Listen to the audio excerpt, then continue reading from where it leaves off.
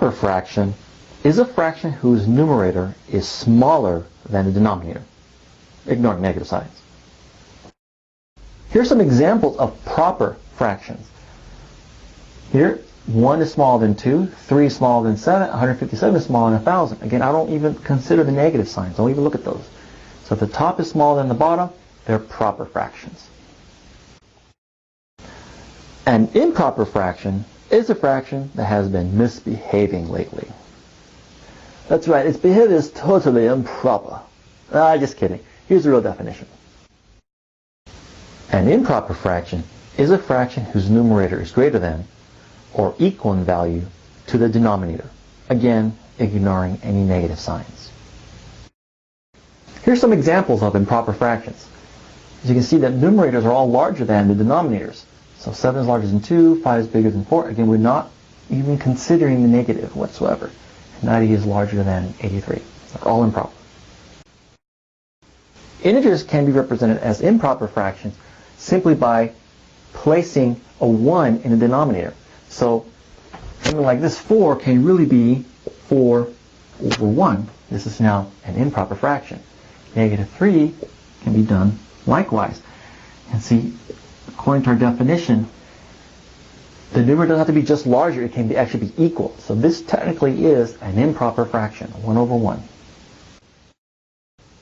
Let's take a look at a pie graph of 9/8. 9 slices is equal to 8 slices plus 1 more. In a similar way, we can represent this as pizza. Our 9/8 is 8 slices plus 1 more. But there's another way of seeing this. See, this is one entire whole pizza. So this is just 1. Plus, we have 1 more slice. How would you represent that? An 1/8. So we have 1/8. Now, we can actually combine this together, and it would look like this.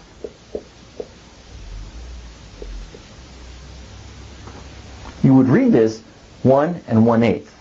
And this brings us to our next definition.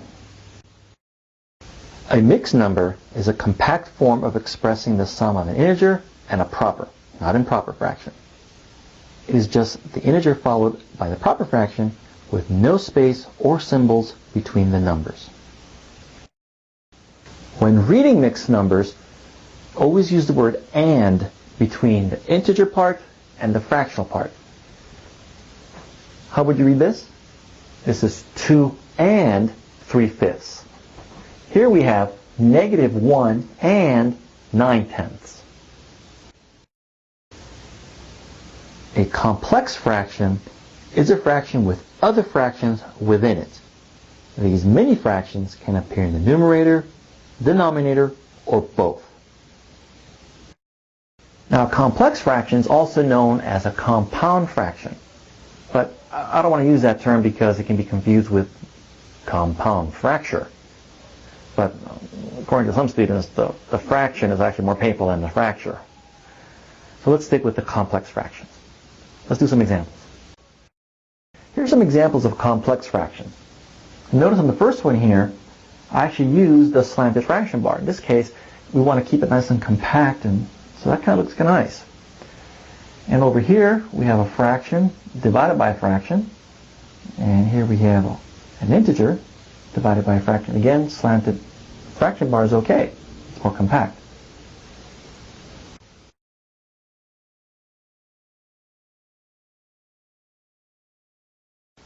For example 6, I'd like you to classify each of these fractions as either a proper fraction, improper, mixed number, or complex fraction. So I want you to give it a try first, and then I'll give you the answer. Let's take a look at the first one. Well, the numerator is smaller than the denominator, so this is a proper fraction.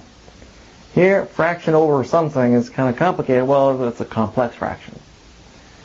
Here we have an integer with a fraction, proper fraction, so this is actually a mixed number. Over here, again, the numerator is smaller than the denominator, this is proper. And over here, we have a mess. But how would you classify this? Well, it's a fraction, or actually a mixed number over a fraction, so this is going to be a complex fraction. And here, this is going to be, well, notice the numerator is bigger than the denominator, so this is going to be an improper fraction.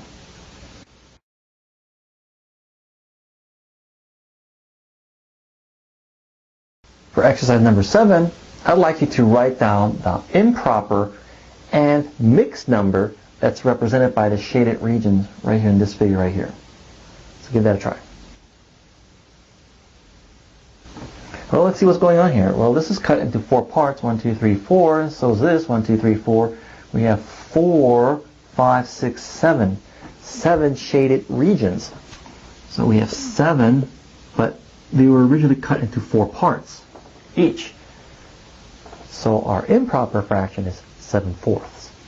Now, how would this be represented as a mixed number? Well, this is one whole figure, right? So it's going to be 1, and we have 1, 2, 3 out of the 4. So we have 1 and 3/4 or 3/4. Let's take a look at this one. Again, I want you to try first. What's going to be the improper fraction and the mixed number representation of this scenario? Well, we have everything cut into thirds. We have 1, 2, 3, 4, 5, 6, 7 thirds. That's my improper. But what else do we have? We have 1 whole, 2 wholes. We have 2 whole parts, and we have a little one left over. That's going to be 1 of 3, so we do that. So it's going to be 2 and 1/3 is our mixed number. Now this is a little bit tougher. I want you to take a good look at this and decide, well, what's going to be the improper and mixed number representation of this? Well, let's see. Everything you notice is being cut in half. This is 1, so that's a half of that. And there's half of there. So everything's in halves. We have 1, 2, 3, 4, 5, 6, 7 halves. So that's going to be our improper fraction. What about the mixed number? Well, we have 1 whole unit, 2, 3. And then we have half left over. So it's going to be 3 and 1/2.